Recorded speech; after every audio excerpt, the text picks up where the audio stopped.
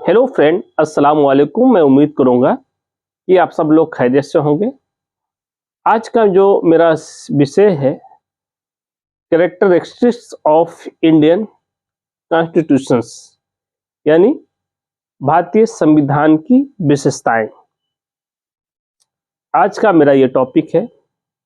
अभी तक जो हमारे चैनल मोहम्मद मुकीम चिश्ती अब तक सब्सक्राइब नहीं किए हैं तो हमारे चैनल को सब्सक्राइब कर ले। बेल आइकन घंटी प्रेस करने पर मैं कोई भी वीडियो डालूंगा उसकी नोटिफिकेशन आपको प्राप्त हो जाएगी। दोस्तों, मैं आज का जो इसका मैं इंट्रोड्यूस करूंगा कि शासन व्यवस्था संचालन करने के लिए कोई टूल्स होना चाहिए। बगैर टूल्स के कोई निजाम चल सकता है? नहीं चल सकता है।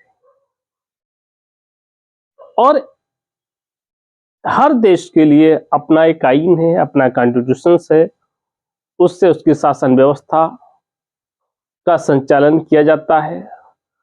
राज का व्यवस्था, न्याय की व्यवस्था, फंडामेंटल की व्यवस्था, मूल अधिकार की व्यवस्था, जुडिशियल रिव्यू की व्यवस्था, पावर ऑफ सेपरेशन की व्यवस्था इत्यादि व्यवस्थाओं का संचालन एक कॉन्स्टिट्यूशन से, संविधान से, आईन से चलता है। जो कि संविधान शब्द अपने आप में दस्तावेज कहा जाता है। भारत देश औपनिवेशिक काल से ही संविधान का विकास होता गया। 1935 शासन अधिनियम के तहत बहुत विधियां ली गईं और जब मुल्क आजाद हुआ तब एक संविधान का निर्माण किया गया। 2 वर्ष 11 माह 18 दिन लगे थे संविधान निर्माण करने के लिए। लगभग उस समय संविधान बनाने में 66 लाख रुपए खर्च हुए थे। संविधान सभा समिति में 200 से अधिक बैठकें हुई थीं। संविधान सभा के प्रारूप समिति के अध्यक्ष डॉक्टर भीमराव अंबेडकर, संविधान सभा के अध्यक्ष BN राव और संविधान सभा के जो है प्रांतीय अध्यक्ष डॉक्टर जवाहरलाल नेहरू आदि समितियां बनाई गई थीं। मैं जब देश बहुत बुरी स्थिति में गुजर रहा था तब देश का भाग विधाता तय किया जा रहा था। भारत सभी जाति है, हिंदू, मुस्लिम, सिख, ईसाई, शेड्यूल कास्ट, शेड्यूल ट्राइब, सभी वर्ग बटे हुए थे। हिंदू में कई वर्ग थे, OBC समाज में कई प्रॉब्लम्स थे। सभी वर्गों को उचित प्रतिनिधित्व कैसे दी जाए। भारत के सभी धर्म के लोग थे, हिंदू थे, मुस्लिम थे, सिख थे, ईसाई थे, उनको स्वतंत्रता चाहिए थी। व्यापार को स्वतंत्रता चाहिए थी, जमींदारों को स्वतंत्रता चाहिए थी। भारत में जो है राजनीतिक स्वतंत्रता चाहिए थे, चाहे वो गरीब व्यक्ति हो चाहे अमीर व्यक्ति हो, सबको राजनीतिक स्वतंत्रता मिलनी चाहिए। भारत के सभी वर्ग को लिए जो है क्या नाम है उससे न्याय पाने की स्वतंत्रता थी, फ्री न्याय पाने की स्वतंत्रता थी। सभी का बोलने की स्वतंत्रता, शोषण के विरुद्ध स्वतंत्रता, महिलाओं की स्वतंत्रता, दिव्यांगों की स्वतंत्रता इत्यादि स्वतंत्रता चाहिए था। तब भारत का संविधान की रूपरेखा तय करना था कि भारत का संविधान कैसा होगा।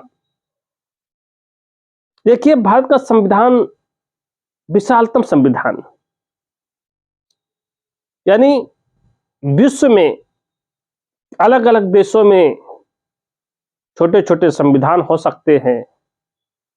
एक राज्य में एक अलग संविधान हो सकता है, एक अलग संविधान हो सकता है। अमेरिका जैसे स्टेट में हम फंडामेंटल राइट्स लिए हैं, मूल अधिकार लिए हैं और कई प्रोविजंस लिए हैं, लेकिन वहां का संविधान छोटा है, केवल 7 ही अनुच्छेद में ही सिमट जाता है। तमाम ऐसे देशों का संविधान भारत के संविधान का मुकाबला नहीं कर सकता है। भारत के संविधान की जितना संस्कृतियां की झलक का मुकाबला नहीं कर सकता है। भारतीय संविधान कितना भाईचारे का मुकाबला नहीं कर सकता है। भारतीय संविधान के जो स्वतंत्रता के मुकाबला कोई देश नहीं कर सकता है। भारतीय का जो भाईचारा, एकता, अखंडता का मुकाबला कोई देश नहीं करता है। यहां सर्वोकीर्ण है, यहां एकता में विविधता है। इसीलिए कहा गया है कि भारत का संविधान विश्व का सबसे बड़ा संविधान कहा गया है। और सर एवर जेनिंग्स ने विश्व का सबसे विस्तृत संविधान कहा।